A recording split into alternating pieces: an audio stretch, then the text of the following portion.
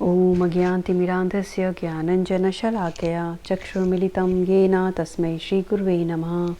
मुखं करोति वाचालं पङ्गुं लङ्घयते गिरिं यत्कृपातमहं वन्दे श्रीगुरुदीनतारणं। वञ्चाकल्पतरुभ्यश्च कृपासिन्धुभ्यैव च पतितानां पावनेभ्यो वैष्णवेभ्यो नमो नमः।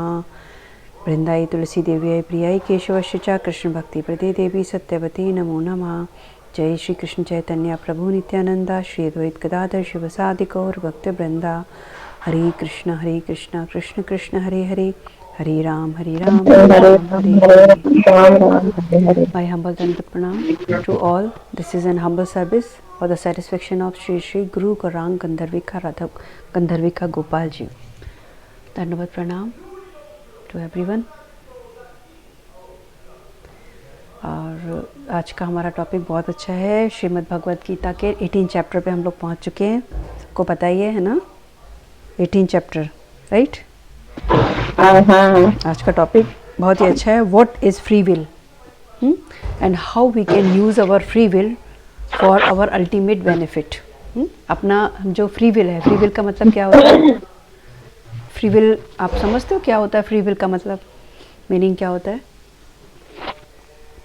और कैसे हम अपनी फ्री विल को यूज़ करते हुए, प्रॉपर यूज़ करते हुए अल्टीमेट अपना बेनिफिट कर सकते हैं।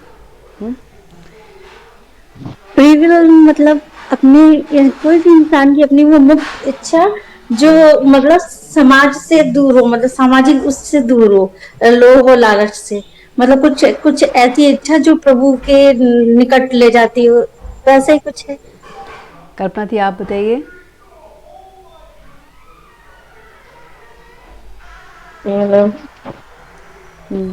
भगवान हमें ना फ्रीनेस देता है कि आप अपनी तरफ से आजादी लेने में सोचना है कि क्या करना है क्या नहीं करना है।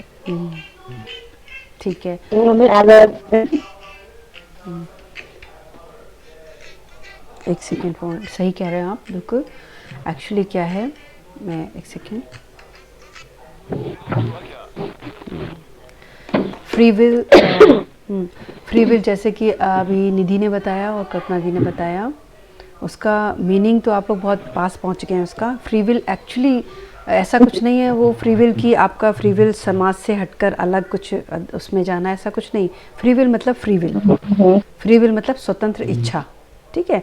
अब इस फ्री विल को, क्योंकि फ्री विल जो है वो एक तरीके से भगवान ने मनुष्य को स्पेशली दिया है। फ्री विल सबके पास है, लेकिन मनुष्य को कुछ स्पेशल फीचर्स के साथ दिया है, ठीक है। किसके साथ?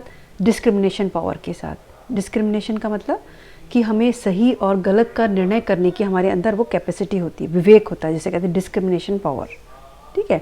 हमारे अंदर ये डिस्क्रिमिनेटरी पावर होती है, उसके साथ अगर हम फ्री विल का यूज़ करते हैं। फ्री विल सबके पास होती है, लेकिन फ्री विल का हम लोग मोस्टली यूज़ कैसे करते हैं कि हमको मोमेंट्री इन्जॉयमेंट चाहिए होता है ना, कि अरे यार ये स्टडी करेंगे, भगवद गीता के क्लास में जाएंगे या उसमें भगवान के बारे में सोचेंगे, सुनेंगे, उससे क्या होगा, पता नहीं क्या होता है। लोग क्यों पागलों की तरह बार बार जाते हैं, क्लास करते हैं या भगवद गीता पढ़ते हैं, क्यों करते हैं ना जाने, ऐसा कुछ क्या होता है, ऐसा लोग सोचते हैं। हरे कृष्ण, हरे कृष्ण। सरस्वती हरे कृष्णा। और आप कौन? सोनप्रुख। हरे कृष्णा, हरे कृष्णा। अच्छा, सोनिया। सोनिया। हाँ। कैसे हो आप? आज बेटी बस ठीक हूँ। बेटी के उससे ले रही हूँ लैपटॉप से ना, मेरा उसमें लिंक वो नहीं हो रहा था, ओपन नहीं हो रहा था। कोई बात नहीं, अच्छा है ज्वाइन किया, ये बहुत अच्छी बात है। मम्मी की तबीयत कैसी है? बेटर है। बेटर है, बहुत अच्छी बात है, बहुत ही अच्छा है। तो आज हम लोग का टॉपिक है what is free will and how we can use our free will for our ultimate benefit. मतलब फ्री विल के बारे में आप बता सकते हो, आप लोग के इसमें ओपिनियन में क्या है फ्री विल? सोनिया आप और सविता दी आप बताइए, आप क्या समझते हैं free will say? Free will का मतलब क्या है आपके अपने अकॉर्डिंग?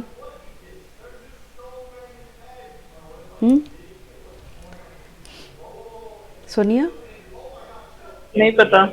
अच्छा, और सोनिया आपको पता है? फ्री विल मतलब हमें अपने कुछ भी सोचने, कुछ भी करने की आजादी, यही हो सकता है। हाँ, नहीं ठीक है।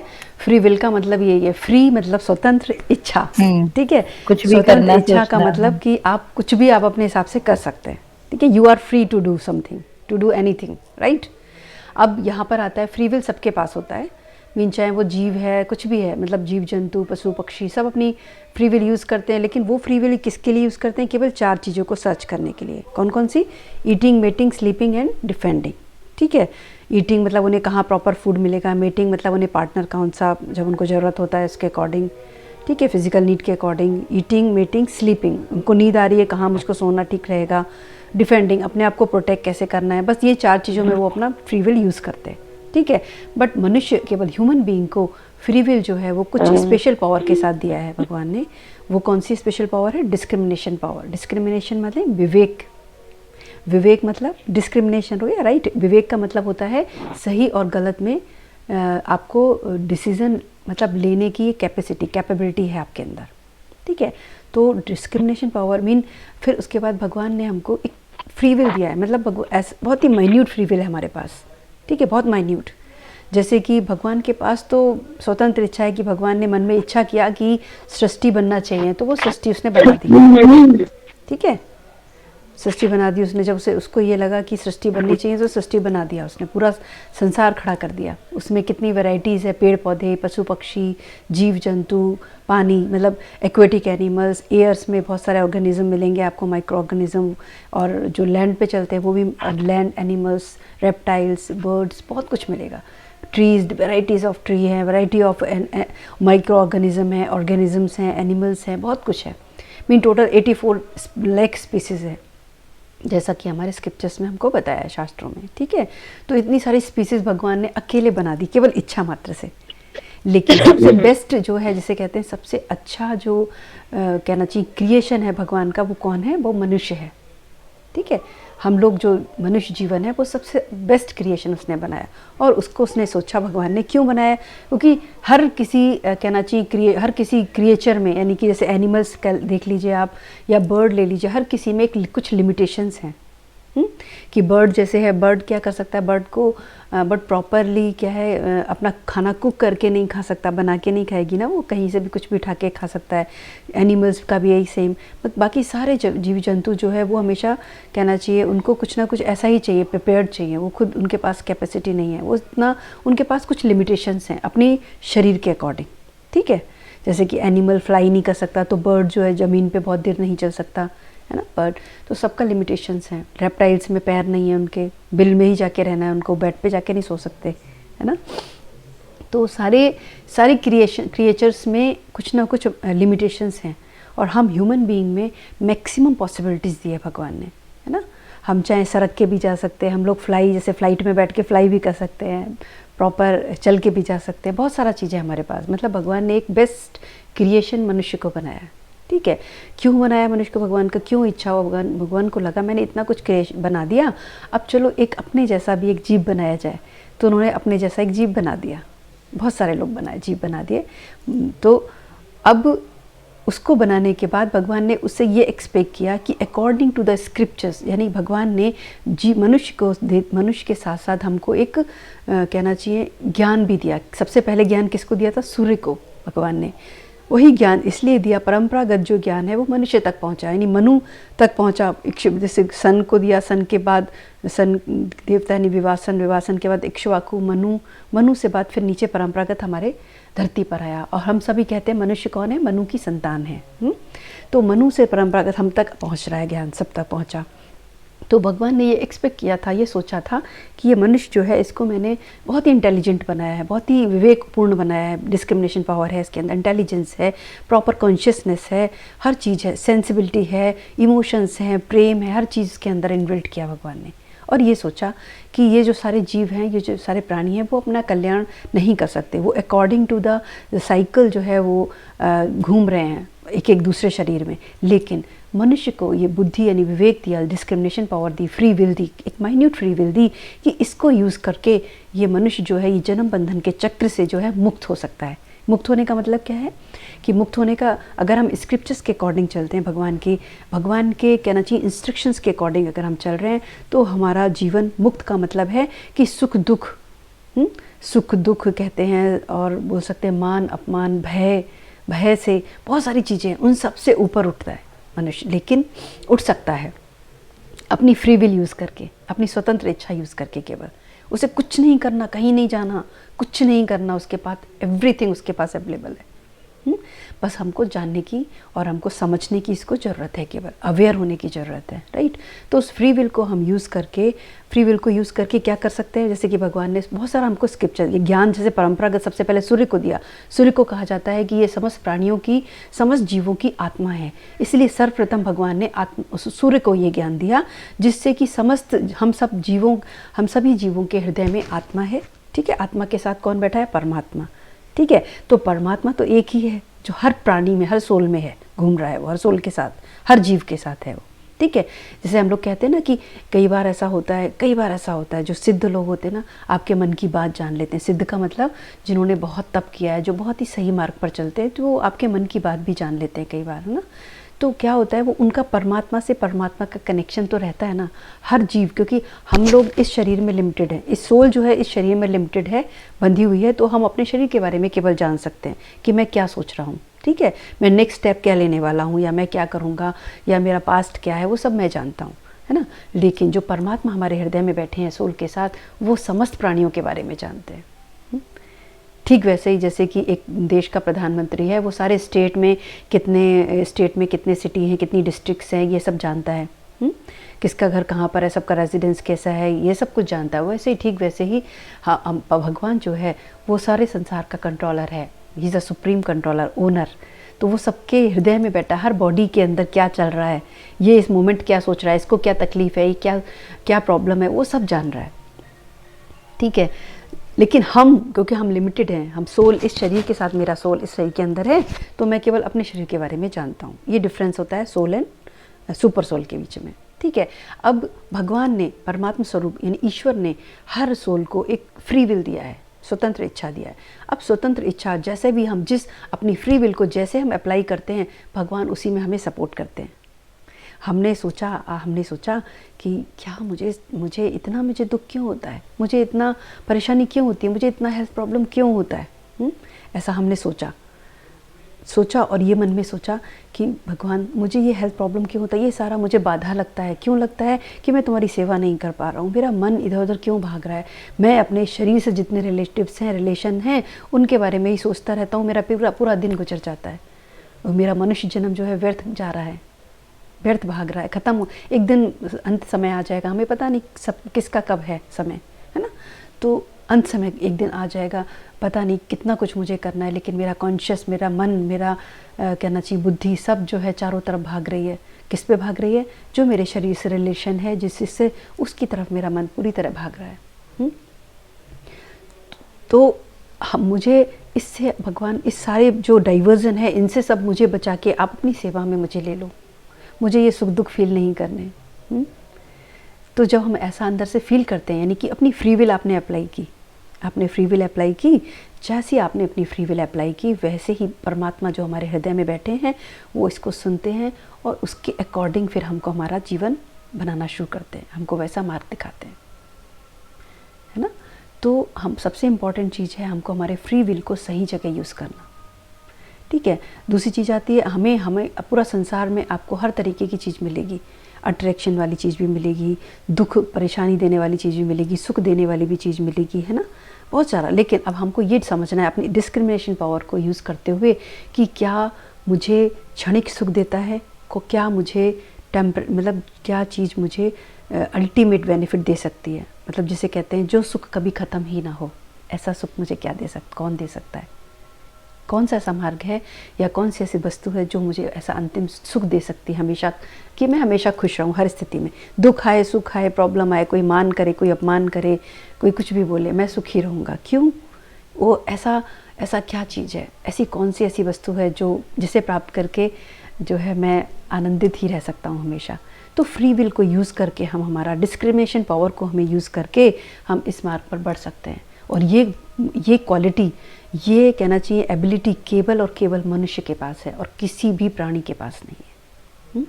हर प्राणी दुख में दुखी, सुख में सुखी होकर के अपना जीवन, अपना भोजन ढूंढ रहा है, तो सोने के लिए जगह ढूंढ रहा है, ये डिफेंडिंग अपने लिए बचा रहा है अपने आप को। लोग बड़ी परेशानी, जैसे कि बिल्ली कुत्ते से बचाती है, कुत्ता किसी और से बचाता है अपने आप को, चूहा अपने आप को बिल्ली से बचाता है, उसी तरीके से आप देखते जाओ यार की। तो उसमें समस्त जीव जो है अपनी रक्षा करने में और अपना जीवन को बचाने में लगे हुए हैं। क्या हम भी वैसे ही जानवरों के समान हैं कि हम केवल अपनी रक्षा करने में, खाने पीने में, सोने में, सही पार्टनर ढूंढने में, इसी में अपना समय खत्म कर रहे हैं? भगवान ने जो हमको विशेष डिस्क्रिमिनेशन पावर दी है, विवेक दिया है हमको जो, क्या हम उसको यूज़ करके, मैं अपनी फ्री विल को अप्लाई करके, क्या मैं सही मार्ग पे नहीं चल सकता? क्या मैं इतना मूर्ख हूँ? जैसे भगवान ने भगवद गीता में कई बार कहा ये बात अर्जुन से कि वो लोग मूढ़ हैं जो इस चीज़ को, इस मार्ग को, जो इतना सरल मार्ग है उसको नहीं समझ रहे और परेशानियों में घिरे हुए हैं, दुख सुख के संसार में गोते लगा रहे हैं एक तरीके से। जैसे भगवद गीता का एक श्लोक है, उसमें बोलते हैं ना भगवान, क्या भवामी न चिरात पार्था मैया वेशिता चेतसाम। मैया क्या है, भगवान बोलते हैं जो मेरा सतत मेरा स्मरण करता है, सतत मेरी सेवा में लगा रहता है, उसका मैं इस मृत्यु संसार से, मृत्यु संसार का मतलब क्या है, जिस संसार में जन्म और मृत्यु लगा ही रहता है। किसी का कहीं आप सुनेंगे जन्म हो रहा है तो कहीं किसी का मृत्यु हो रहा है, कोई बहुत सुखी है तो कोई बहुत दुखी है। ये जो डुअलिटी है, ये संसार का एक तरीके से नियम है, ये संसार का स्वभाव है, नेचर है ना। तो इससे अफेक्टेड होकर के हमें हमारा मनुष्य जन्म को ख़त्म नहीं करना है, इसको एज इट इज़ लेना है कि हाँ सुख है, ये सुख है, ठीक है, बहुत ज़्यादा खुश नहीं होना सुख आ गया तो, कि मैं तो, मुझसे ज़्यादा कोई खुश नहीं है, मैं बहुत अच्छा हूँ, मैंने बहुत अच्छा कर्म किया था इसलिए मैं अच्छा हूँ, ऐसा नहीं सोचना है। सुख दिया ये भगवान की कृपा है, उसकी कृपा है जो उसने मुझे सुख दिया, मैं शायद इसके लायक नहीं। और दुख आया तो भगवान ने मुझे बहुत कम दुख दिया, शायद मैं बहुत बड़े दुख के लायक था, लेकिन वो इतना दयालु है कि उसने मुझे थोड़े से में ही, उसने मुझे जो है, जो मुझे भोगना था वो थोड़े से दुख में दे करके उसने मुझे भोग दे दिया, वो मेरा कर्म जो है ख़त्म कर दिया। वो कोई ना कोई कर्म था जो मेरा मुझे आज उसको मुझे भोगना पड़ रहा है किसी भी रूप में। तो उसमें भगवान की कोई गलती नहीं है कि भगवान तूने ऐसा क्यों किया, नहीं, ये मेरा ही कुछ ऐसा पास्ट कर्म था जो मुझे समझ नहीं आ रहा था उस समय, लेकिन आज मुझे समझ में आया। तो उस बात को भी हमें भगवान को थैंकफुल होना है कि भगवान, क्योंकि मैं तेरे साथ था, तेरे शरणागत था, तो तूने मुझे जो है छोटे से उसमें जो है मुझे कर्म से मुक्त कर दिया, उस कर्म से। तो उसको थैंक यू बोलना है। ऐसे ही कोई मान देता है, हमको सम्मान देता है, तो ये नहीं सोचना है मैं इस लायक हूँ, नहीं, ये उसकी ईश्वर की कृपा है, जो गुरु की कृपा है, जिसने मुझे इस मार्ग पे बिठाया है ना, जिस मार्ग पर मुझे चलने के लिए मुझे फोर्स किया कि नहीं ये मार्ग सही है, तुम ऐसे करो वैसा करो, मुझे कहना चाहिए चस्टाइज़ किया है ना। तो ये गुरु की कृपा है, ये भगवान की कृपा है। भगवान की कृपा से गुरु मिलता है, गुरु की कृपा से भगवान। तो गुरु की कृपा से, गुरु जब भगवान की कृपा होती है तो गुरु मिलता है। गुरु हमको, जैसे कहते हैं ना कि एक तरीके से एक सुनार के पास आप जाते हो तो उसके पास आप सोना लेके गए, सपोज एक ब्रिक लेके गए, टूटा फूटा कुछ सोना गोल्ड मटेरियल लेके गए, लेकिन उस मटेरियल को आप धारण नहीं कर सकते ना, कि कोई मोटा सा आपके पास सपोज सॉलिड सोना है तो क्या आप उसे हाथ में डाल सकते हैं? नहीं। गले में डाल सकते हैं? नहीं, कुछ नहीं कर सकते। जब आप सुनार को देते हैं तो सुनार क्या करता है, उससे आपने बोला ये सोना है मेरा, इससे मेरे को हार बना दो जिससे मैं उसे धारण कर सकूं, है ना। तो वो सुंदर सा उसका हार बनाता, तैयार करता है। ठीक उसी तरीके से भगवान जो है, जब हम अनगढ़ होते हैं, अनगढ़ मतलब कि हम लोग कई जन्मों से हमारे मन में जो है इच्छाएं, वासनाएं, कामनाएं का जो है धूल जमा है, उसके साथ भगवान हमको स्वीकार नहीं कर पा रहे हैं। भगवान कह रहे हैं तुझे, अगर हमारी इच्छा है, हमारा फ्री विल ये है कि मुझे अपने मुझे सही मार्ग, मुझे मनुष्य जीवन का जो मेन उद्देश्य है उसके प्रति डेडिकेटेड होना है, मुझे उसको पान प्राप्त करना है। जब हमारे मन में ऐसा आता है, सिंसियरली हम जब सोचते हैं, तो भगवान हमको एक गुरु भेजता है। गुरु मतलब जो हमको साफ़ सुथरा मतलब जो हमारे अंदर बहुत सारी इच्छाएं, वासनाएं, कामनाएं थी, उनकी धूल को, उनकी परत को, उनकी लेयर्स को साफ़ करता है धीरे धीरे ना। कैसे करता है? अपनी इंस्ट्रक्शंस देकर हमको, हम पर शासन करके, जस्टिस करके हमको हमारी ये सारी लेयर्स को क्लीन करता है। हमारे अंदर जो झूठा अहंकार होता है, फॉल्स ईगो जिसे कहते हैं, फॉल्स ईगो कि मैं बहुत बड़ा कुछ हूँ, मैं बहुत, मेरे अंदर बहुत सारा अच्छा क्वालिटीज़ है, या मेरे पास बहुत धन संपत्ति है, ऐसा जो हमारे अंदर झूठा अहंकार होता है, उस अहंकार को गुरु हमें ख़त्म करता है, किल करता है। क्यों करता है किल? जिससे कि हम भगवान के लिए, भगवान के मार्ग में चलने के लिए हम तैयार हो जाएं।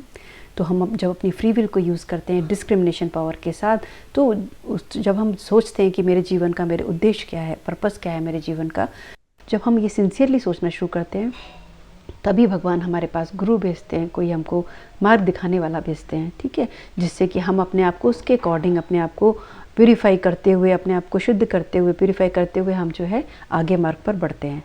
लेकिन ये हमको स्वीकार करना पड़ेगा, क्या है मुझे ये मार्ग स्वीकार है।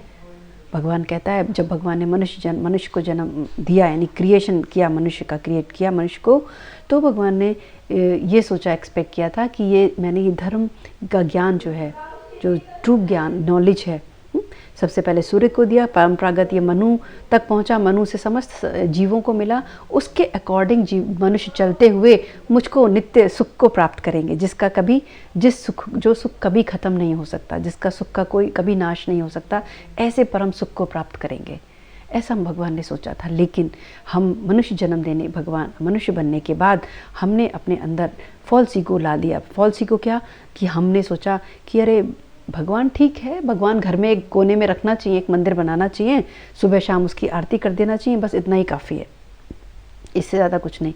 मैं सब कुछ कर रहा हूँ, मैंने अभी ऐसा काम किया, मैंने ये काम कर सकता हूँ, मैंने अभी अपने बच्चों का एग्ज़ाम दिलाया, बच्चों की तैयारी कराई, मैंने पढ़ाया, मैंने इतना अच्छा बिजनेस किया, मैंने इतना पैसा कमाया, मैंने घर बनाया, मैंने इतना अच्छा सबको दान दिया, मैंने इतना भोजन कराया, तो वो ये सोचने लगता है ये सब कुछ जो है मैं कर रहा हूँ, वो खुद को मास्टर समझने लगता है मनुष्य।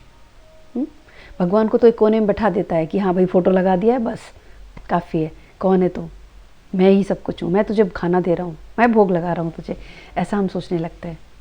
जब हम इस तरह से विमुख हो जाते हैं, यानी कि जब हमें इस तरह से अपने अंदर अहंकार आ जाता है, मनुष्य ये भूल जाता है कि तू भगवान को क्या दे सकता है। अगर हम सब उसका कहना चाहिए, जैसे आप सोचिए एक सोल का परिमाण क्या है, परिमाप क्या है। सोल जैसे बताया ना कि एक बाल के जो टिप होती है ना, उसका भी 10,000 पार्ट उसके कट कर दो, मतलब बाल में से पैरेलली आप कट कर दो, उसके बाद भी उसका 10,000th पार्ट, उतना पार्ट जो है सोल का साइज एस्टिमेट किया गया है। ठीक है, यानी कि हम इतने छोटे अंश हैं भगवान के, और हम कितना बड़ा सोचते हैं। क्या सोचते हैं हम कि मैंने ये किया, मैं वो किया, मैं अपने बच्चों को इंजीनियरिंग कराऊंगा, मैं अपने बच्चे को डॉक्टर बनाऊंगा, मैं उसके लिए पैसा इकट्ठा करना है, मुझे उसके लिए पैसा इकट्ठा करना है, मैं उसके लिए ये कोचिंग कराऊंगा, मैं उसके लिए वो करूंगा, फिर उसके बाद वो बिजनेस करेगा, उसके लिए क्लिनिक खुलवाना है मुझे, और ये करना है वो करना है। 50 तरीके के हम प्लान करते हैं। क्या सोचते हैं ये हम कर रहे हैं। ये अहंकार है, ये जो फॉल्स ईगो है हमारे अंदर, वो भगवान को बिल्कुल प्रिय नहीं है।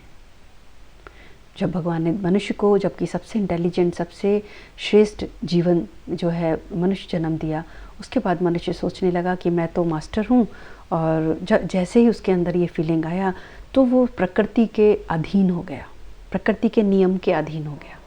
जैसे ही हमारे अंदर ये फीलिंग आई कि मैं ही हूँ करने वाला, तो हम प्रकृति के नियम के अधीन हो गए। प्रकृति का नियम क्या है? लॉ ऑफ नेचर क्या है? लॉ ऑफ नेचर क्या है? अकॉर्डिंग टू द, वो है ना, थर्ड लॉ ऑफ न्यूटन्स का बोलते हैं, each and every action has equal and opposite reaction. ठीक है, तो जैसा हम फिर जब हम प्रकृति के लॉ ऑफ नेचर के अधीन हो गए, यानी प्रकृति के नियम के अधीन हो गए, तो क्या होगा? तो जैसा हम कर रहे हैं वैसा हमको उसका फल मिल रहा है। ठीक है, तो जैसे हमने कितने जन्मों में हमने कैसे कैसे कर्म किए थे, उसके अकॉर्डिंग हम आज वैसा वैसा फल भोग रहे हैं।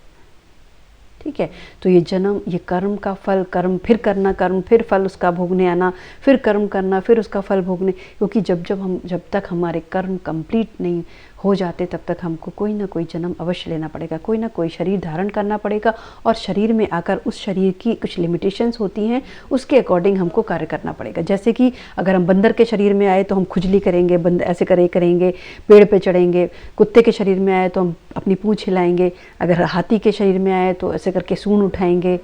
मतलब हर शरीर के अकॉर्डिंग ही बात करेंगे हम। मनुष्य शरीर में आए तो हम बात कर सकते हैं, देख सकते हैं, सुन सकते हैं, चल सकते हैं, डांस भी कर सकते हैं, गा भी सकते हैं, बहुत कुछ कर सकते हैं। मनुष्य के शरीर में बेस्ट पॉसिबिलिटीज़ अवेलेबल है। ठीक है, तो भगवान ने मतलब इस तरीके से जब हमने अपना क्या कहना चाहिए, फॉल्स ईगो के अकॉर्डिंग हमने अपने आप को ये एस्टिमेट करना शुरू कर दिया कि मैं बहुत ग्रेट हूँ, बहुत महान हूँ, है ना, मैंने ही सब कुछ करना है, और तो कोई है नहीं करने वाला, मुझे ही करना है। जब हम ऐसा सोचने शुरू कर देते हैं और हम भगवान से विमुख हो जाते हैं, तो हम अपने प्रकृति के नियम के अंडर में आ जाते हैं। और प्रकृति के नियम में 3 गुण कार्य करते हैं, वो हैं रजोगुण, तमोगुण और सतोगुण। और हम उन्हीं गुणों में प्रभावित होकर के कभी हमारे अंदर सतोगुण हावी हो जाता है, डोमिनेट हो जाता है, तो हम भगवान की पूजा पाठ, भगवान के बारे में सुनना, ध्यान करना हमको अच्छा लगने लगता है। कभी हमारे अंदर रजोगुण प्रभावी हो जाता है, तो हम जो है बहुत मेहनत करना चाहते हैं कि मैं ये कर सकता हूँ, मैं वो कर सकता हूँ, मैं दौड़ के बड़ा बिजनेस कर सकता हूँ, मैं ये काम चला सकता हूँ, मैं वो काम चला सकता हूँ, मुझे ऐसा करना है, मुझे वैसा करना है, मैं ऐसा भी कर सकता हूँ, मैं दूसरे को सही कर सकता हूँ, मैं दूसरे को मतलब कुछ भी, किसी से आपकी दुश्मनी हो गई तो मैं उसको ख़त्म कर सकता हूँ। ऐसा ऐसा करके मन में रजोगुण का भाव आ जाता है। जैसे ख़त्म करने वाला बात तो फिर तमोगुण में आ जाता है। जब नेगेटिव आप सोचते हैं किसी से बदला लेने का या किसी को हार्म पहुँचाने का, दैट मीन आपके ऊपर तमोगुण हावी हो गया। ठीक है, तो ये 3 गुण हैं, रजोगुण, सतोगुण और तमोगुण। तो ये प्रकृति के गुण हैं। जब हम प्रकृति के अंडर आ जाते हैं, प्रकृति के नियम के मतलब अधीन हो जाते हैं, तो ये तीनों गुण हम पे हावी होने लगते हैं। अब भगवान ने अर्जुन को भगवद गीता में बताया कि अर्जुन, ये जो माया, ये जो प्रकृति है, ये जो माया, ये सारी माया शक्ति, ये सारी माया है, ये सारी माया मेरे अधीन है। यानी किसके अधीन है? मायाधीश के अधीन। भगवान कौन है? भगवान है मायाधीश। और ये सारी प्रकृति के नियम, एवरीथिंग उनके कंट्रोल में है। तो भगवान कह रहे हैं अर्जुन, ये त्रिगुणमयी माया जो है, ये इसको पार कर पाना बहुत ही मुश्किल है, असंभव है। जैसे हम लोग सोचें कि भाई मैंने तो पढ़ लिया है, भगवद गीता में ऐसा ऐसा लिखा है, या मैंने तो ऐसा शास्त्रों में सुना है, या किसी ने मुझे, साधु ने ऐसा बोला है, तो मैं तो जो है तीनों गुणों से परे हो जाने की कोशिश करूँगा। लेकिन भगवान यहाँ अर्जुन को वार्न कर रहे हैं। सोचो, अर्जुन तो नित्य भगवान के साथ रहते हैं, उसके बाद भी भगवान अर्जुन को ये बात कह रहे हैं। अर्जुन को बात कहने का मतलब क्या है? अर्जुन के माध्यम से समस्त मनुष्य जाति को भगवान इंस्ट्रक्शंस दे रहे हैं। भगवान ये कह रहे हैं कि जो त्रिगुणमयी माया है मेरी, उस माया को पार करना अत्यंत दुष्कर है अर्जुन। लेकिन तुम मेरे को शरणागत होने के, अगर तुम मुझे शरणागत होगे, तुम इसको ईजिली क्रॉस कर जाओगे। इस त्रिगुणमयी माया से बहुत ही आसानी से तुम उस तरह से, उतनी आसानी से पार कर जाओगे। जैसे कि आप ये देखिए, घोड़ा जब गीली मिट्टी में चलता है ना, उसके पैर से एक गड्ढा बन जाता है। इसे कहते हैं ना, उसका खुर से, घोड़े के खुर से एक गड्ढा छोटा सा बन जाता है, छोटा सा, इतना बड़ा, उसके पैर, उसके खुर के साइज का। तो भगवान कह रहे हैं तुम अगर मेरी शरणागत होगे तो तुम उस तरीके से संसार के भव सागर से पार हो जाओगे, जैसे कि एक घोड़े के खुर के से जो गड्ढा बन जाता है ना, उसमें पानी भर गया, तो उसको पार करना जितना आसान होता है, उतना ही आसान इस संसार सागर को पार करना हो जाएगा अगर तुम मेरे शरणागत हो जाओगे तो। ऐसा भगवान अर्जुन को बोलते हैं। तो हमको हमारी फ्री विल को किस डायरेक्शन में ले जाना है, ये हमको खुद डिसाइड करना है। अपनी डिस्क्रिमिनेशन पावर को यूज़ करते हुए हमको डिसाइड करना है कि मुझे हमारी फ्री विल को, मेरी स्वतंत्र इच्छा को किस दिशा में लगाना है। और जिस दिशा में हम लगाएंगे, क्योंकि भगवान हमारे हृदय में परमात्मा स्वरूप में बैठे हैं, वो हमें उसी तरफ मार्गदर्शन करेंगे। जैसे भगवद गीता के 10th चैप्टर के 10th श्लोक में भगवान बोलते हैं, तेषां सततयुक्तानां भजतां प्रीतिपूर्वकम, और आगे तेषां सततयुक्तानां भजतां प्रीतिपूर्वकम ददामि बुद्धि योगम त्वम। ऐसे करके मतलब क्या, अर्जुन को भगवान बोलते हैं कि अर्जुन, जो मुझे सतत मेरे को भजता है, सतत यानी कि कंटिन्यूसली, बिना किसी रुकावट के। अब बिना किसी रुकावट का मतलब क्या है? ये थोड़ी ना कि माला हाथ में बैठकर लेके बैठ गए और उसके बाद खाना पानी सब भूल गए, सारे के सारे बेचारे रो रहे हैं घर में कि भाई रोटी दो रोटी दो। ऐसा मतलब नहीं है। सततम भजने का मतलब है कि जो भी तू कार्य करता है, हर कार्य में मेरा स्मरण रख। हर कार्य में मेरा स्मरण रखने का मतलब है कि मुझे सतत भजना। जब भगवान कहते हैं जब तू मुझे सतत भजता है तो क्या होता है, भगवान ऐसे मनुष्य को बुद्धि देता है। ददामि बुद्धि योगम तम येन मामुपयान्ति ते। जिस बुद्धि योग को प्राप्त करके वह जीव, वह मनुष्य मुझ तक पहुंच जाता है। ऐसा भगवान से बताते हैं भगवद गीता के 10th श्लोक के 10th चैप्टर के 10th श्लोक में। ठीक है, तो हमें क्या करना है? हमें निरंतर भगवान का स्मरण करना है प्रत्येक कार्य में, सुबह से उठ करके लेकर के रात तक। ऐसा नहीं सोचना है जी हाँ मैंने सुबह नहा धो के नाश्ता बनाया, फिर जाके पूजा कर ली, बस पूजा कर ली हो गया। ऐसा नहीं करना है। भगवान ऐसा अपने कार्य को, अपने जीवन कहना चाहिए, जीवन के प्रत्येक कार्य को ऐसा मोल्ड करना है जिसमें निरंतर भगवान का हमें स्मरण बना रहे। ठीक है, तो आगे हम लोग भगवद गीता के, आज हम 18 चैप्टर के 63 श्लोक पे पहुँचे। ठीक है, हम लोग थोड़ा पढ़ते हैं, मैं शेयर कर रही हूँ आप लोग के साथ। क्या है? इति ते ज्ञानम अख्यातम गुहाद गुह्यतम माया विमिश्रित अशेषण यथेच्छसि तथा कुरु। लो, मतलब भगवान भी कितनी बड़ी बात कर रहे हैं। मतलब भगवान तो he is a supreme controller, है ना। भगवान कौन है? भगवान सुप्रीम कंट्रोलर है। उसके बाद भी ये सोचो भगवान कितने हम्बल हैं, कितने हम्बल हैं। जो सुप्रीम कंट्रोलर, जो चाहे 1 सेकंड के अंदर सब कुछ खत्म कर सकता है, वो क्या कह रहे हैं? भगवान पूरा इंस्ट्रक्शन दे दी, पूरी भगवद गीता के सारे श्लोक भगवान ने श्लोक के माध्यम से अर्जुन को समझा दिया कि तुझे क्या करना है, क्या गलत है, क्या ज्ञान मार्ग है, क्या कर्म मार्ग है, कर्म योग है, क्या भक्ति योग है, या क्या सांख्य योग है, क्या कहना चाहिए योग के बारे में पूरा डिटेल बताया। सब कुछ भगवान ने, पूरा the science of the soul क्या है, सब कुछ डिस्क्राइब कर दिया अर्जुन को। अब भगवान 63 श्लोक में क्या कहते हैं अर्जुन से कि अर्जुन, ट्रांसलेशन है, thus I have explain to you the most confidential of all knowledge, deliberate on this fully and then do what you wish to do. यानी कि भगवान क्या कह रहे हैं? मैंने तुम्हें सब कुछ समझा दिया। ठीक है, अभी तक मैंने जितना तुमको समझाया, जैसे कि हम लोगों ने भगवद गीता में बहुत कुछ जाना है ना, बहुत कुछ जाना है, बहुत कुछ समझा जो शायद हमने पहले कभी नहीं समझा होगा। तो भगवान अर्जुन से वैसे ही कह रहे हैं कि तुम्हें मैंने बहुत कुछ समझा दिया, तुमने बहुत कुछ सुन लिया, समझ लिया। अब भगवान कह रहे हैं अब तुम जैसा चाहते हो तुम वैसा करो। यानी अब तुमने सब कुछ समझ लिया, सबको सोचो बैठ के, हर बात मैंने तुम्हें बता दी, अब उसके ऊपर ठीक से ध्यान से सोचो मैंने तुम्हें क्या बताया। ठीक है, उसके बाद सोचने के बाद, उसके बाद तुम जैसा चाहो वैसा करो।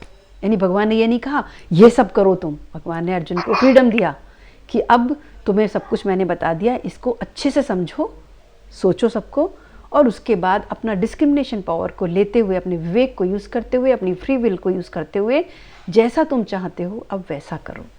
अर्जुन को भगवान ने फ्री कर दिया, छुट्टी कर दी कि हाँ अब मैंने तुम्हें सब बता दिया, अब तुम्हारी मर्जी, जैसा चाहे वैसा करो। ठीक है, आगे पापड़ में बताते हैं, the Lord had already explain to Arjun the knowledge of ब्रह्म भूता प्रसन्नात्मा न सोचती न कांक्षति। इसमें क्या है? भगवान कहते हैं ऐसा जीव जब वो भगवान की मोस्ट कॉन्फिडेंशियल, यानी कि जो कहते हैं ना बहुत ही रहस्यमयी, गुप्त, छुपी हुई विद्या जब हम कोई जान लेता है तो क्या होता है? वो भी प्रसन्नात्मा हो जाता है। क्या है? ब्रह्मभूता प्रसन्नात्मा ना सोचती ना कांक्षति। यानी फिर वो ब्रह्मभूत की स्टेज को प्राप्त कर लेता है। उस ब्रह्मभूत की स्टेज में क्या होता है कि फिर वो जो जैसे कुछ गया तो उसके लिए दुखी नहीं होता, कुछ प्राप्त कर लिया तो उसके लिए बहुत सुखी खुश नहीं होता, है ना। यानी वो स्टेज क्या होती है? वो एक कैसी स्टेज होती है? वो ब्रह्मभूत स्टेज होती है। ब्रह्मभूत स्टेज में मनुष्य जो है इक्वानिमिटी को प्राप्त कर लेता है। इक्वानिमिटी मतलब हर चीज़ में वो सम रहता है, उसे बहुत ज़्यादा क्या कहते हैं, बहुत ज़्यादा किसी चीज़ के प्रति अट्रैक्शन नहीं होता, किसी चीज़ के प्रति दुख नहीं होता। अगर कोई चीज़ चली जाए, उसके पास कुछ है, सपोज़ कोई जीव है, कोई अपना रिलेटिव है या कुछ भी है, कोई भी है, वो कोई मिल जाए या कोई कुछ गुम हो जाए, खो जाए, यानी कि चला जाए, तो वो बहुत ज़्यादा खुश भी नहीं होता किसी के प्राप्त करने से, और किसी के जाने से वो दुखी भी नहीं होता। ठीक है, तो इस तरीके से स्टेज होती है किसकी? ब्रह्मभूत स्टेज से कहते हैं। तो ये स्टेज कब प्राप्त की जा सकती है? जब हम क्या कहते हैं, जब हम अपना स्वरूप को पहचान लें कि मेरा नित्य स्वरूप क्या है, नित्य स्वरूप क्या है ये पहचान लें। उसके बाद भगवान ने जैसा कि बताया है कि तुम्हें क्या करना है, कि मोस्ट कॉन्फिडेंशियल नॉलेज जो है, जो मैंने तुम्हें बताया है, उसके अकॉर्डिंग तुम्हें एक्ट करना है। अगर हमने उसके अकॉर्डिंग एक्ट करना शुरू कर दिया तो क्या होगा? फिर हमें जो है दुखी होने की कोई आवश्यकता नहीं होगी। हर स्थिति में हम जो है बहुत ही खुश रहेंगे। जैसे ये मैं थोड़ा सा डिटेल में इसको एक्सप्लेन और करती हूँ। क्या है? ब्रह्म भूता प्रसन्नात्मा न सोचती न कांक्षति समः सर्वेषु भूतेषु मद भक्तिम लभते परम। इसका मतलब क्या है? Translation 1, who is the transcendently situated at once realize the supreme Brahma. He never laminate, not desire to have anything. He is equally disposed to every living entity. In that state he attain pure devotional service unto me.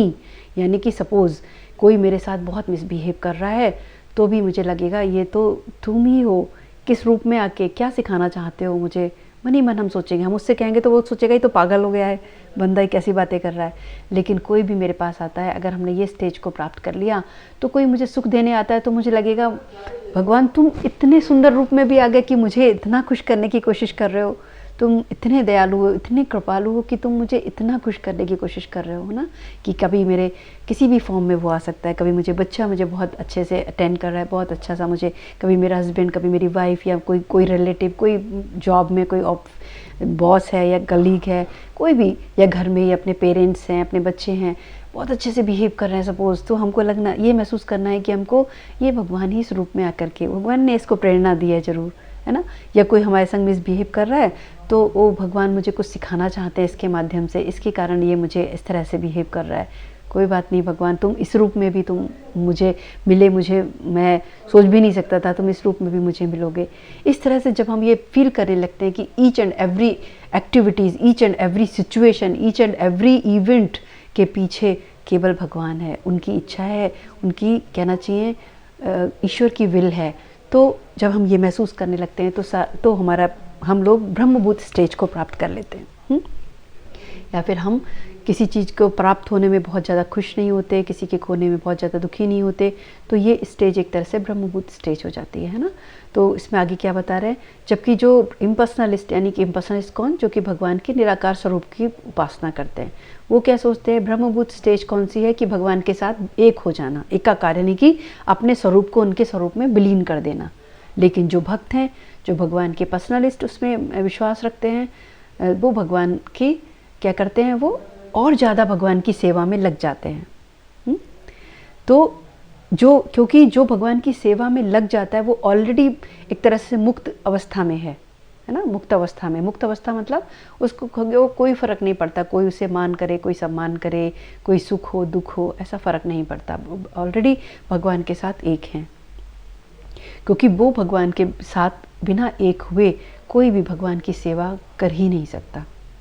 Liberation की state में आ जाता है जो भगवान की सेवा कर रहा है। ठीक है, तो यहाँ क्या बता रहे हैं इसमें, in the absolute conception there is no difference between the serve and the servitor, yet distinction is there in a higher spiritual sense. यानी कि जब जो भगवान की भक्ति में सेवा करता है, शुद्ध भक्त होता है, वो उसकी सेवा यानी भक्त में और भगवान में कोई डिफरेंस नहीं रह जाता एक हायर स्टेज में। लेकिन in material conception of life, when one work for sense gratification there is misery, but in the absolute world when one is engaged in pure devotional service there is no misery।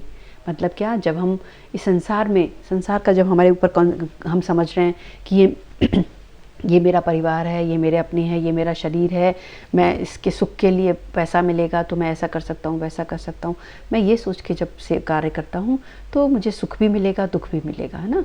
लेकिन जब हम हर कार्य को भगवान की सेवा बना करके उसको भाव से मोल्ड कर देते हैं तो उस भाव में फिर कभी भी हमें दुख प्राप्त नहीं होता। The devotee in Krishna consciousness has nothing to lament or desire, since God is full, a living entity who is engaged in God's service in Krishna consciousness become also full in himself। यानी कि क्या बता रहे हैं, क्योंकि भगवान पूर्ण है तो जो भगवान की सेवा करता है, सेवक भगवान का, वो भी पूर्ण हो जाता है भगवान के कॉन्टैक्ट में आने से। ठीक है, he is just like a river cleans of all dirty water. जैसे भगवान एक तरीके से एक तरह से इसमें एग्जाम्पल दिया है, क्योंकि वो इस तरह से होता है जैसे कि एक बहती हुई नदी होती है जो समस्त धूल को जो है साफ़ कर देती है। वैसे ही सेवा ऐसी होती है कि हमारे मन की, हृदय की जो अनेकों जन्मों से जो वासनाएं, कामनाएं हमारे हृदय में बैठी हुई हैं, छिपी हुई हैं, उन सबको धो देती है। Because a pure devotee has no thought other than Krishna, he is naturally always joyful. क्योंकि जो शुद्ध भक्त होता है उसके अंदर भगवान के विचार के अलावा कोई विचार ही नहीं आता, इसीलिए वो हमेशा जॉयफुल होता है। He does not lament for any material loss or gain because he is full in service of the Lord. इसीलिए उसके जीवन में कोई हानि हो या लाभ हो, उसे फिर भी कोई दुख नहीं होता। क्यों? क्योंकि वो नित्य भगवान की सेवा में लगा रहता है। He has no desire for material enjoyment because he knows that every living entity is the fragmental part and parcel of the supreme Lord and therefore eternally a servant. यानी कि क्या बोल रहे हैं, उसको ये नहीं सोचता वो कि इस व्यक्ति से मुझे थोड़ा सुख मिल सकता है या इस वस्तु से मुझे थोड़ा सुख मिल सकता है, ऐसा नहीं सोचता वो। क्यों नहीं सोचता? क्योंकि वो ये सोचता है जो भी संसार में चीज़ है वो भगवान का एक माइन्यूट पार्टिकल है, भगवान का ही पार्ट है। तो जब वो भगवान का पार्ट है दैट मीन वो भगवान का सेवक है। ठीक है, तो भगवान का सेवक है तो ये मेरे लिए नहीं है, ये भगवान के लिए ही है। He does not see in the material world someone as higher and someone as lower. Higher and lower position are ephemeral and a devotee has nothing to do with ephemeral appearance or disappearance. मतलब उसके ये नहीं कि कोई बहुत बड़ा boss बैठा है भाई, प्राइम मिनिस्टर बैठा है या कोई बहुत बड़ा पोस्ट पर बैठा है तो उसके लिए तो मैं नमस्ते कर रहा हूँ, लेकिन एक जो चपरासी पियोन है, गेट पे खड़ा है, वॉच गार्ड है, उसको मैं सम्मान नहीं दे रहा हूँ, ऐसा उसके मन में नहीं रहता। एक जो बॉस बहुत बड़ा पोस्ट पे है, एक जो पियोन है, उन दोनों को समभाव से देखता है। क्यों? क्योंकि वो दोनों ही भगवान के अंश हैं, भगवान के पार्ट एंड पार्सल हैं, फ्रेगमेंटल पार्ट हैं भगवान के। ठीक है, तो दोनों ही भगवान के पार्ट हैं और दोनों ही भगवान के सेवक हैं नित्य। तो जैसा वो वैसा ही जो छोटी पोस्ट पे है वैसा ही उस कहना चाहिए जो ब्रह्मभूत स्टेज में होता है, वो दोनों उनके लिए समान होते हैं। ठीक है, तो उनको समान भाव से ही वो देखते हैं। तो इसमें ये बता रहे हैं this is the Brahmabhuta stage, this stage attain very easily by a pure devotee. In this stage, in that stage of existence, the idea of becoming one with the supreme Brahma and annihilation one's individuality become hellish, and the idea of attaining the heavenly kingdom become phantasmagoria, and senses are like broken serpent teeth. As there is no fear of serpent with broken teeth, so there is no fear from the senses when they are automatically controlled. Wow, very great.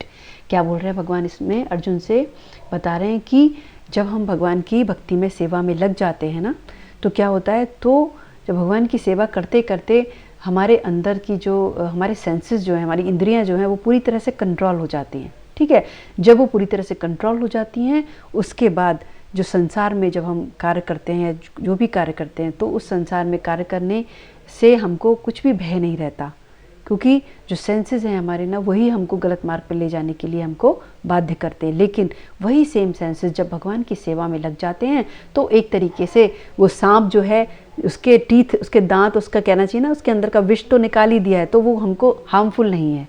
ठीक उसी तरीके से हमें जब वो senses, वो ऋषिकेन सेवया, यानी जो भगवान कृष्ण जो सेंसेस का स्वामी है, ऋषिकेश की सेवा में जब लग जाते हैं सेंसेस, तो वो प्यूरिफाई हो जाते हैं, ऑटोमेटिकली कंट्रोल्ड हो जाते हैं, तो उनसे फिर हमको कोई भी भय नहीं रहता।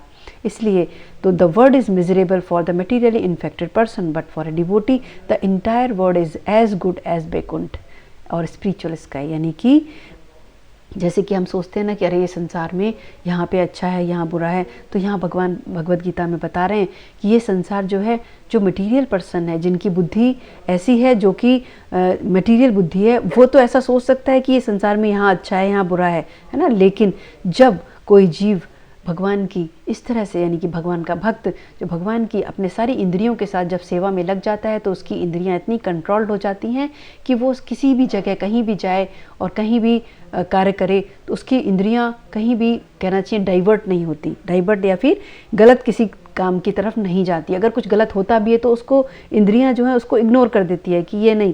क्यों? क्योंकि वो इंद्रियां इतनी प्यूरिफाई हो चुकी हैं भगवान की सेवा करते करते कि उनको उसका फ़र्क नहीं पड़ता। ठीक उसी तरीके से यहाँ पे जो एग्जाम्पल दिया है कि एक सांप है, वो बहुत डेंजरस होता है, लेकिन जब उसके फन और उसके दांतों को हटा दिया जाए, तोड़ दिया जाए, तो वो वैसा कहना चाहिए खतरनाक नहीं रहता, हार्मफुल नहीं रहता। ठीक वैसे ही जब भगवान की, क्योंकि इंद्रियां हमारी बहुत ही खतरनाक है, जो हमको गलत मार्ग पर ले जाती हैं, लेकिन जब वो भगवान की सेवा करते करते जब वो प्यूरिफाई हो जाती हैं, तो वही इंद्रियां हमको जो है भगवान की सेवा करते करते अल्टीमेट पर्पस से हमको मिला देती हैं, हमारे अल्टीमेट उद्देश्य को पूरा करने में हमारी मदद करती हैं ना।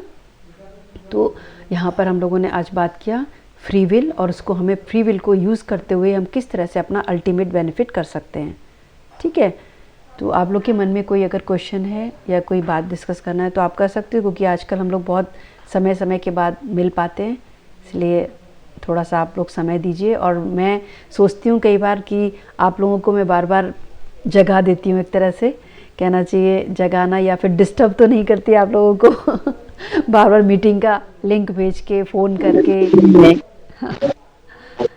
तो मुझे लगता है कई बार, लेकिन नहीं नहीं शिल्पी, सही बात तो ये है कि वास्तव में जैसे कि हमें गुरु होता है, हम मूर्ख हैं। जब जब कोई शिष्य रास्ता भटक जाता है तो उसको मतलब वापस मार्ग पे लेके आता है। तो हम लोग के साथ में शिल्पी ऐसा है कि हम अपनी गृहस्थी में इतने भूल जाते हैं, फिर हमें नहीं याद रहता। जब हाँ, तुम सही बात याद है। दिलाती हो तो हमें बाद में तुम्हारे फोन करने से कम हम इस चीज को रियलाइज तो करते हैं, नहीं ये हाँ भी एक हमें, ये भी हाँ हमारा हाँ, एक वो है। तो अच्छी बात है ये तो, कि क्योंकि तुम्हारा कॉल आता है सही बात है। तो पता है तुम्हें जरूर ज्वाइन कर लेती हूँ, वरना क्या होता है मैं भूल जाती हूँ गूगल देखना, तो फिर मेरे से मिस हो जाता है।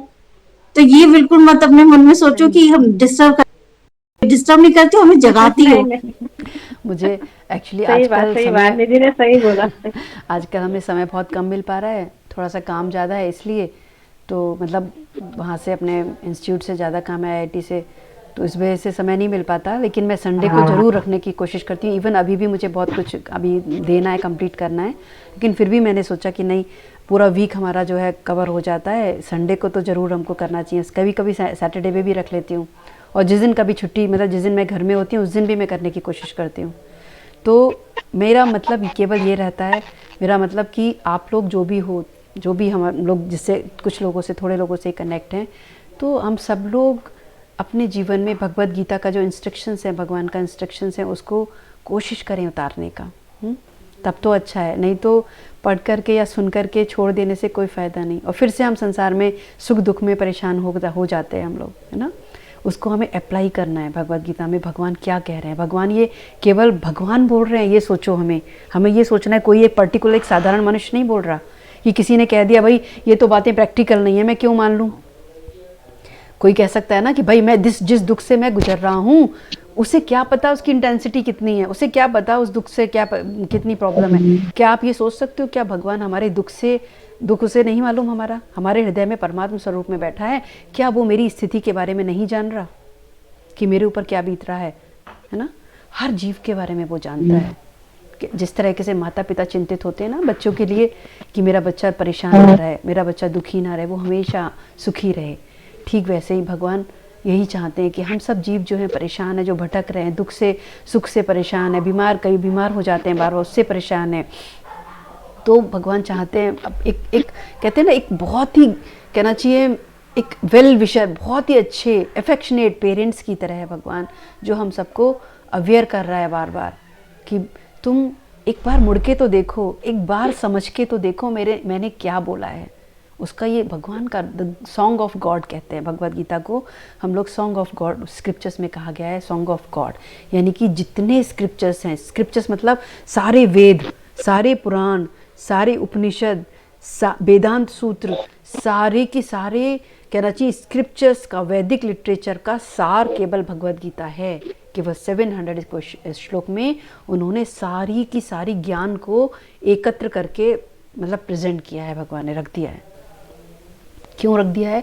केवल इसलिए कि मनुष्य जो है आने वाले समय में कलयुग होगा, मनुष्य बहुत ही कम समय होगा, अल्प मेधा होगी, हमारी मेमोरी बहुत अच्छी नहीं होगी, तो उन्हें वेद व्यास जी को इंडिकेट कहा कि तुम्हें ये सारा लिटरेचर संकलन मीनिंग कंपाइल करना है, ठीक है, जिससे कि मनुष्य अपना कल्याण कर सके इसको फॉलो करके। ये ऐसे ही नहीं है कोई स्टोरी बुक उठा के पढ़ लिया हमने, या कोई किसी किसी ऐसे ही, जो संत महात्मा बहुत बड़ी चीज़ है, लेकिन जो आजकल के लोग हैं केवल अपने नाम के लिए इधर भगवत गीता उठा के उसको श्लोक को अपने अकॉर्डिंग जो है एक्सप्लेन करने लग जाते हैं। हर चीज़ को हमको नहीं पढ़ना है, नहीं देखना है ना। भगवत गीता का मतलब ही डिफरेंट कर देते हैं कि उस भगवत गीता में तो ये लिखा था, तुम तो ये बता रहे हो, ऐसा भी कहते हैं कई बार ना, भाई उसने तो ऐसा बोला था, आप ये बता रहे हो।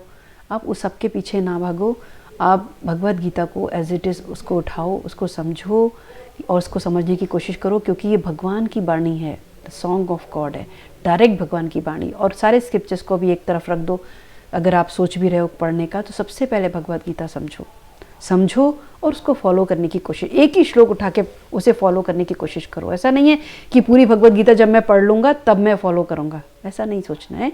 भगवत गीता ऐसी है कि एक श्लोक आपने पढ़ा, उसको फॉलो करने की कोशिश करी, धीरे धीरे कहते ना, जैसे जैसे आप आत्मज्ञान, जैसे कहते हैं ना, आत्मज्ञान की तरफ मार्ग पे जब बढ़ते हैं तो धीरे धीरे, क्योंकि सारा ज्ञान आपकी आत्मा में है ही, क्योंकि जैसे एक सोने का टुकड़ा है ना, उससे थोड़ा सा सोना टूट के गिर पड़ा, तो सोने के टुकड़े में वही सोने की प्रॉपर्टीज़ होंगी सारी, जानते हैं ना ये बात। ऐसे ही लोहे का टुकड़ा एक लोहे से अलग होके गिर गया, तो लोहे में जो क्वालिटी है, प्रॉपर्टीज़ है, वही उस लोहे के टुकड़े में होगी। ठीक वैसे ही हम सब भगवान के अंश हैं, जो भगवान की क्वालिटी है वही हमारी है। भगवान कौन है? सत्य चित आनंद स्वरूप। तो हम भी वैसे ही हैं, सत्य चित आनंद स्वरूप। सत्य मतलब जो, सत्य मतलब जो कि फुल एटर्नल है, जिसका कभी अंत नहीं, नाश नहीं होता, वैसी हमारी सोल है। चित मतलब he is a fully knowledgeable, यानी वो सोल, यानी हम फुल्ली नॉलेजेबल हैं।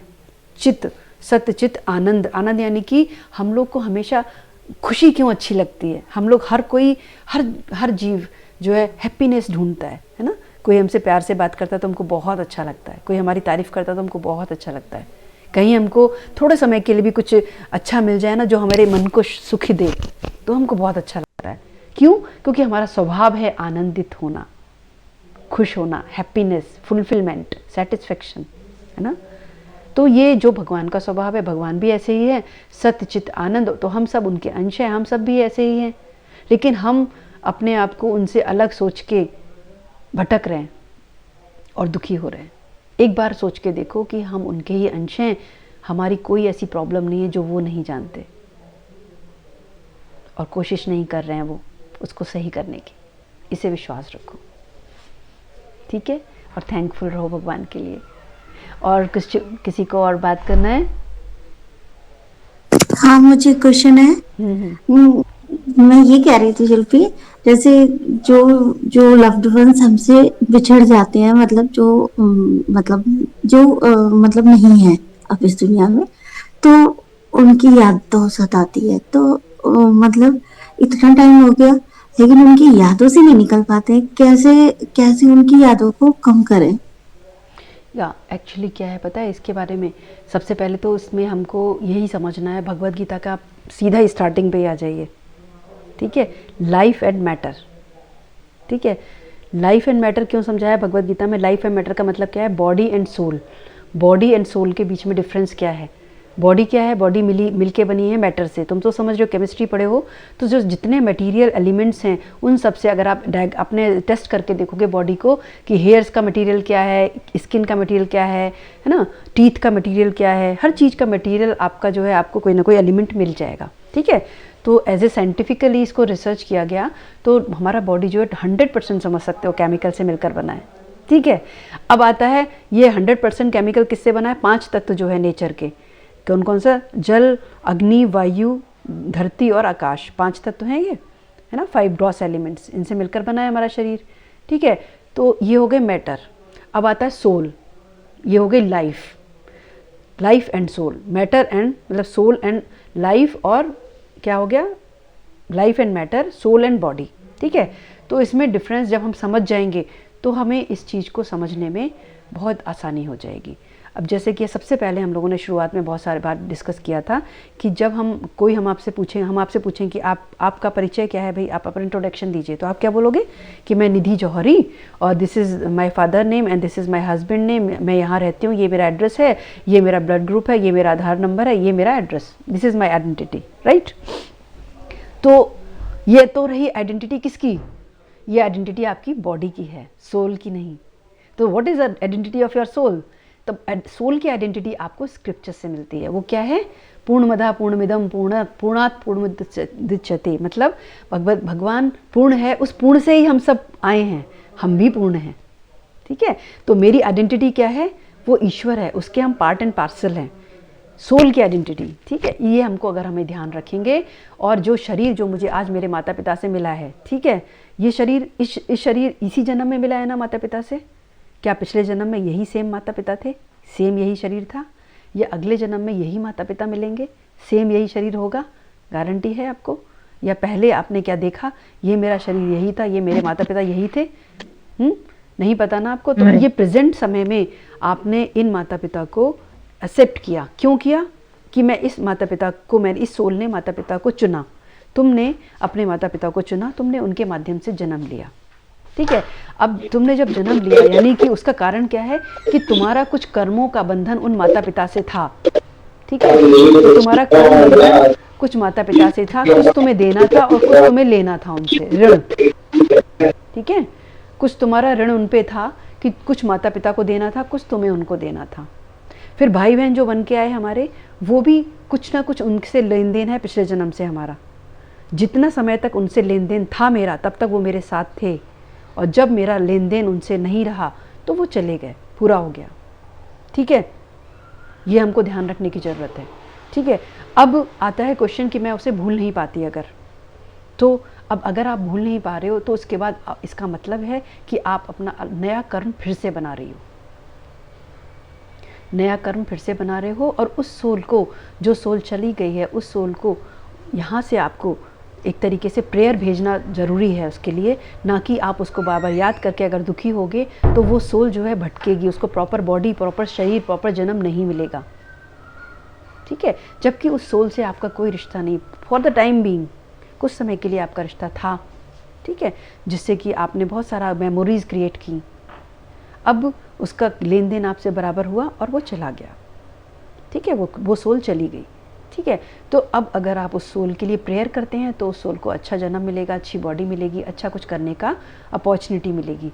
और अगर आप उसके लिए दुखी होंगे, रोएंगे, तो क्या होगा, उसको वो सोल जो है शरीर प्राप्त ना करके वो भटक रही होगी, वो भी दुख, वो तुम्हारे से बॉन्डेज करना शुरू कर देगी, फिर किसी न किसी रूप में, किसी न किसी उसमें जन्म में हो सकता है फिर से आपके साथ आए, फिर वो सुख दुख का और कर्म बंधन शुरू, ठीक है। तो अगर आप भगवद गीता सीरियसली समझ रहे हैं, पढ़ रहे हैं, तो इस चीज़ को समझना बहुत ज़रूरी है कि what is difference between life and matter या बॉडी एंड सोल। जितने भी हमारे रिश्ते हैं शरीर से संबंधित, वो सब केवल शरीर से संबंधित हैं, केवल शरीर से, सोल के नहीं हैं। अगर सोल का रिश्ता केवल भगवान से है, लेकिन हाँ ये बहुत मुश्किल है ऐसा करना, समझ पाना, लेकिन एक सही, जिसे कहते हैं ज्ञानवान मनुष्य के लिए ये ज़रूरी है। अगर आप अपना अच्छा चाहते हैं और अपने रिलेटिव जो भी है आपके, उनका अच्छा चाहते हैं, तो आपको क्या करना है, उनके लिए प्रेयर भेजनी है, ना कि लेमेंटेशन।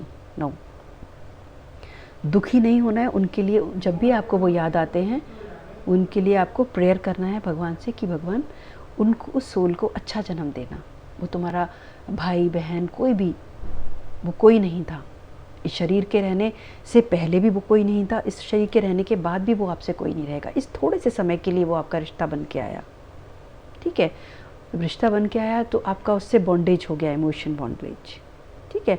लेकिन उस इमोशनल बॉन्डेज को कट करना है, जिससे कि वो अच्छा जन्म ले पाए और आप अपना आगे का जन्म अच्छा कर पाएँ। अगर आप उसके मेमोरी में रहते हैं और दुखी होते हैं, तो आप अपना भी गलत कर रहे हैं, उसका भी गलत कर रहे हैं। अगर आप अच्छे हैं, नॉलेजेबल हैं, समझदार हैं, इंटेलिजेंट हैं, तो आपको उसका भी अच्छा करना है, कल्याण करना है, और अपना भी कल्याण करना है, ठीक है। तो प्रेयर करना है केवल कि भगवान आप उसके लिए, उस सोल के लिए अच्छा जीवन दीजिए। और मेरी प्रार्थना ये है कि मैं उसको ज़्यादा मैं याद ना करूं, मैं आपकी सेवा में मेरा मन जाए, उनकी प्रति मेरा मन ना जाए। मुझ पर ऐसी कृपा कीजिए, मुझ पर ऐसी दया कीजिए, ऐसा भगवान से प्रार्थना करना है, ठीक है।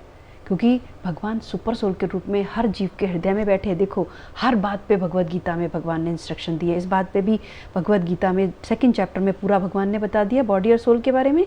अभी मैं ये पॉइंट पे भी बता रही हूँ, अगर आप भगवान से प्रार्थना करोगे तो भगवान 15 चैप्टर के 15 श्लोक में भगवान कह रहा है कि मेरे से ही रिमेम्बरेंस आता है, मेरे से ही फॉरगेटफुलनेस आता है, और मेरे से ही इंटेलिजेंस आता है, मेरे से ही नॉलेज आता है। यानी वो सोल जो सुपर सोल बैठा है ना, वो हमको ज्ञान देता है, वो हमको इंटेलिजेंस देता है, वो हमको फॉरगेटफुलनेस देता है। फॉरगेटफुलनेस का मतलब कि मुझे क्या याद रखना है, क्या नहीं रखना है, वो सोल, सुपर सोल डिसाइड करता है। अगर हम भगवान से जो प्रार्थना करेंगे वैसा ही करेगा। अगर हमारा मन एक चीज़ में फंसा रहेगा तो भगवान कहेगा ठीक है, जैसा तेरी मर्जी, तुझे इसी में आनंद मिल रहा है ना, इस दुख में तुझे सुख मिल रहा है तो कर, ठीक है। और इसी तरह से अपना जीवन को ख़त्म कर दे, वेस्ट कर दे, और कब समय आ जाएगा जाने का तैयारी हमें करी नहीं हमने कुछ, है ना। तो हमें क्या करना है, भगवान हमें जब फॉरगेटफुलनेस वो दे रहा है अंदर से, तो उससे प्रार्थना करना है कि भगवान, क्योंकि अब ये सोचो आप पिछले कई जन्म आपने लिए हैं, तो क्या आपको सारे जन्म के बारे में याद है? आप ये सोचो पिछले जन्म में जो आपके माता पिता थे, आप उनको छोड़ करके इस जन्म में आई हो, तो क्या आपकी उन माता पिता के प्रति भी आपके क्या रिस्पॉन्सिबिलिटी है? उनको रोता तड़पता छोड़ के आप आ गए, या माता पिता या बच्चे किसी भी छोड़ के हम पिछले जन्म में आए हैं ना, किसी ना किसी को छोड़ के तो आए, तभी तो हमको दोबारा ये जन्म मिला है, संसार में हम आए। तो क्या आप उन माता पिता के प्रति आपके मन में कुछ याद है? आपके उस परिवार के प्रति आपको याद है? नहीं। तो भगवान परमात्मा रूप में बैठे हमें उसने ये फॉरगेटफुलनेस दी है, ये हर जीव को दी है। अगर हम नहीं भूल पाते ना, तो हम ये संसार ही चक्र ही बिगड़ जाता, क्योंकि हर कोई अपने पुराने माता पिता को याद करता और वो भागने की कोशिश करता कि मैं अपने पुराने माता पिता के पास जा रहा हूँ, लेकिन ना तो वो माता पिता पहचान पाते, ना तुम पहचान पाते, क्योंकि शरीर बदल गया। अगर इन केस आपको याद रहता तो ठीक है। तो भगवान हमारे अंदर बैठे हैं, हमें फॉरगेटफुलनेस दे रहा है, रिमेम्बरेंस भी दे रहा है। अब आपकी फ्री विल पे डिपेंड करता है आप क्या चाहते हैं। क्या आप फॉरगेटफुलनेस चाहते हैं कि मैं उनको, जो मेरे रिलेटिव जो भी हैं, उनको प्रेयर करके उनको भी अच्छी गति दिलाऊं और खुद भी अपने मार्ग पे, प्रोग्रेस के मार्ग पे बढ़ूं, या कि मैं उनके प्रति रोती रहूं, दुखी होती रहूं, दुनिया को ये दिखाऊं कि मैं बहुत उनको चाहती थी? ये चाहना नहीं है। ये आप डिस्ट्रक्शन है, ये आप अपना भी डिस्ट्रक्शन कर रहे हैं, आप उनका भी डिस्ट्रक्शन कर रहे हैं, बर्बाद कर रहे हैं अपना जीवन भी, और उनका नया जीवन आने नहीं दे रहे हैं।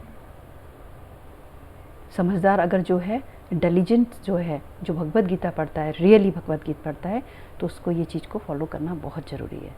भगवान से प्रार्थना करना है, भगवान मुझे फॉरगेटफुलनेस दीजिए, उनके लिए प्रेयर कीजिए और खुद अपने लिए फॉरगेटफुलनेस मांगिए कि मुझे, मैं उस इवेंट को, उस स्थिति को, उस पर्सन को मैं भूल जाऊं, ठीक है, और उसको प्रेयर करूं कि जो उसको जीवन मिले अच्छा मिले, जो भगवान के मार्ग में वो आ सके, वो भी आ सके, है ना। ये हमें प्रेयर करना है और अपने मार्ग पे आगे बढ़ जाना है, पीछे की तरफ मुड़ के नहीं देखना है, ठीक है। हरे कृष्णा। और किसी का कोई क्वेश्चन? ठीक है निधि, सोचना नहीं है ज़्यादा। हाँ। और सोनिया, कर्मला दी, आपका कोई क्वेश्चन? और सबिता दी, आपका कोई क्वेश्चन या कुछ बात करना है, डिस्कस?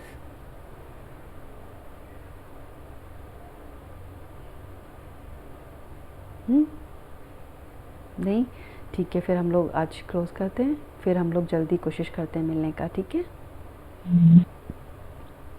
Okay. सब लोग आ जाया करो, है ना, बीच जब मीटिंग मिले, क्योंकि हम लोग बहुत ही मुश्किल से अब कम मिल पा रहे हैं, इसलिए मिस नहीं किया करो आप लोग भी। अच्छा, हाँ।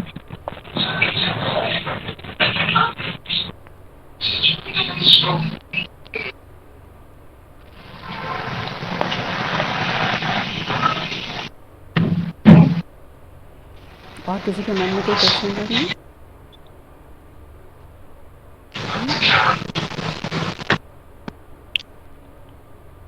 सोनिया, नहीं, आज अच्छा क्वेश्चन नहीं है? आज ज़्यादा अच्छा लगा। नहीं। चलो हम लोग प्रेयर के साथ क्लोज करते हैं ना। ओम अज्ञानतिमिरान्धस्य ज्ञानञ्जनशलाकया चक्षुर्मिलितं येन तस्मै श्रीगुरुवे नमः। मुखं करोति वाचालं पङ्गुं लङ्घयते गिरिं यत्कृपातमहं वन्दे श्रीगुरुदीनतारिणं। पंचाकल्पतरुभ्यश्च कृपासिन्धुभ्येव च पतितानां पावनेभ्यो वैष्णवेभ्यो नमो नमः। वृन्दायै तुलसी देव्याय प्रियाय केशवस्य च कृष्णभक्तिपदे देवी सत्यवते नमो नमः।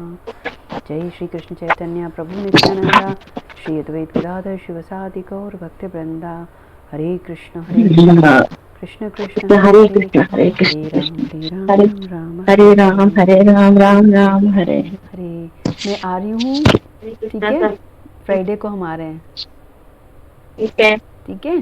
सोनिया, आप भी हो? सोनिया, आपको आना है उधर, ठीक है। हाँ जी, ठीक है सोनिया, आपको भी आना है। और निधि को तो मैं बोल नहीं सकती, निधि आगरा में है, बाकी आप सबको आना है, ठीक है। सब्जा दी, आपको भी आना है 5 तारीख को, ठीक है। निधि अगर आ सकती है तो बहुत अच्छा है आगरा से।